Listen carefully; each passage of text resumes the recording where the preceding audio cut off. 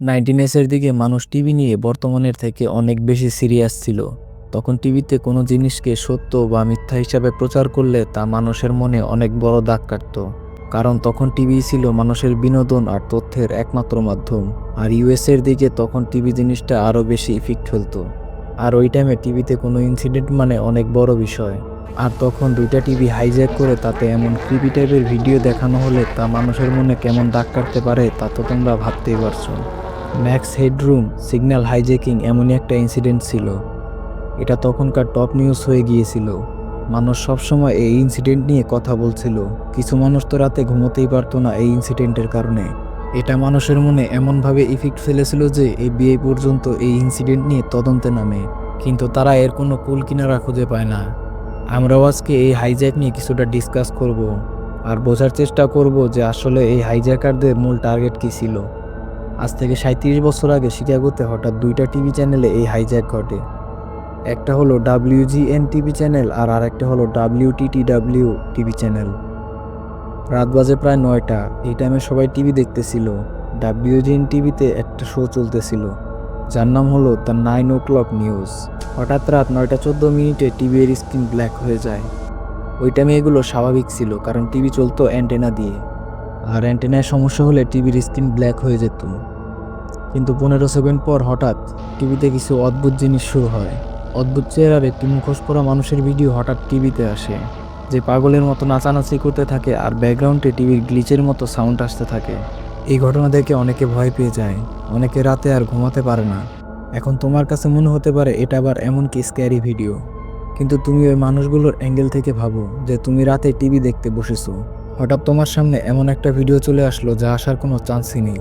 তার উপর ভিডিওতে থাকা লোকটি এমনভাবে নাচানাচি করতেছে, যারা WGN টিভির স্টুডিওতে ছিল তারা বুঝতে পারে যে তাদের টিভি হাইজ্যাক করা হয়েছে এবং হাইজ্যাকার তাদের স্টুডিওতেই আছে, কারণ তখন দূরে বসে কোনো টিভি চ্যানেল হ্যাক করা পসিবল ছিল না।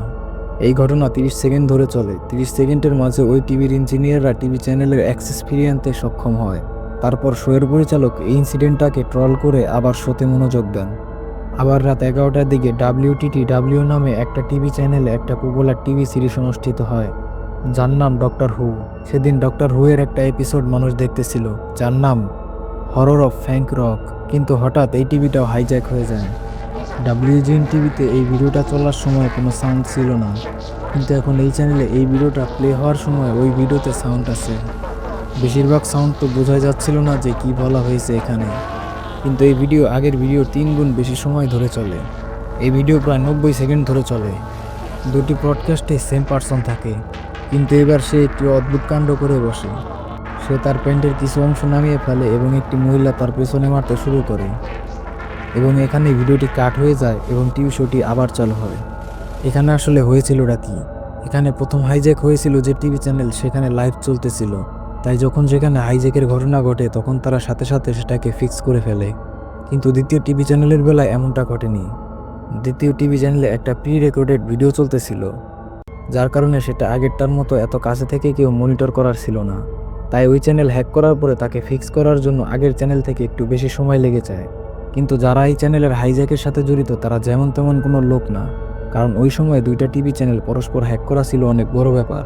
এই কারণে ফেডারেল কমিউনিকেশন কমিশন এর ওপর তদন্ত চালু করে। এখন পরের দিন মানুষের মুখে মুখে এই ইনসিডেন্টের খবর ছড়িয়ে পড়ে। সবাই এই ইনসিডেন্টের ব্যাপারে কথা বলতে থাকে। এটা তখনকার টপ নিউজে পরিণত হয়।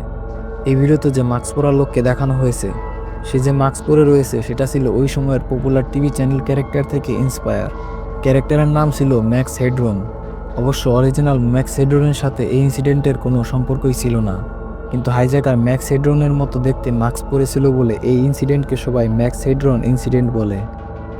এখন প্রশ্ন হলো, সে এগুলো কেন করলো? মজা করার জন্য কে এমন করবে না? কারণ এ কারণে সে ধরা পড়লে তাকে $10,000 জরিমানা ও 1 বছরের জেল হতে পারত। কিন্তু তার আসল মোটিভ কী ছিল? মানুষের মন থেকে যখন এই ইনসিডেন্টসের রেশ পুরোচ্ছিল না, তখন FBI এর ইনভেস্টিগেশন শুরু করে। FBI যখন এর ইনভেস্টিগেশন শুরু করে, তারা এই সম্পর্কে কোনো কিছুই জানতে পারে না। হাইজ্যাকের আসলে কারা, তারা কেন এমন কাজ করেছিল, এমনকি হাইজ্যাক কিভাবে করা হয়েছে, এর কারণে কেউ কখনো তাদের খুঁজে পায়নি। কিন্তু মানুষের পক্ষে বিপক্ষে অনেক থিওরি দিয়েছে। তার মধ্যে পপুলার 3টা থিওরি আমি তোমাদের বলছি। 1 নাম্বার, এটা কোনো একটা স্টুডেন্ট করেছে, কিন্তু তার কোনো খারাপ উদ্দেশ্য ছিল না। দ্বিতীয় থিওরি হলো এটা কোনো টিভি চ্যানেলের এমপ্লয়ি করেছে, যে তার রাগ প্রকাশ করার জন্য এমন কাজ করেছে। তৃতীয় থিওরি হলো এই ভিডিওর মাধ্যমে ভিউয়ার্সদের কোনো একটা গোপন মেসেজ দেওয়া হয়েছে, কিন্তু আসলে এখানে কি ঘটেছে এটা আজ পর্যন্ত রহস্যই রয়ে গেছে।